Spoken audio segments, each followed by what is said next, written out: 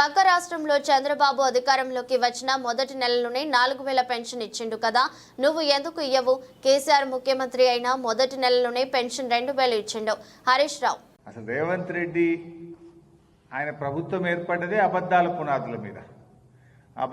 పునాదుల మీద ప్రజల్ని నమ్మించి మాయ మాటలు చెప్పి అధికారంలోకి వచ్చిండ్రు. ఏం చెప్పిండ్రు? 100 రోజుల్లో 6 గ్యారెంటీలు అమలైనాయా? కాలేదు. డిసెంబర్ 9 నాడే 2 లక్షల రుణమాఫీ చేసి తీర్థమన్నారు.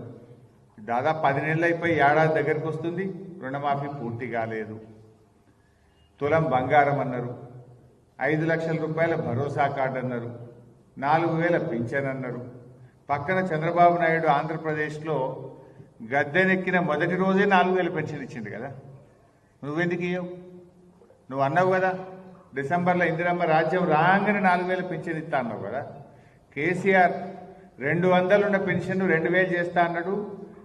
మొదటి నెలలోనే ముఖ్యమంత్రిగా పదవీ బాధ్యతలు చేపట్టిన మొదటి నెలలోనే కేసీఆర్ 2000 ఇచ్చిండు. 10 అంతలు పెంచుతా అన్నాడు.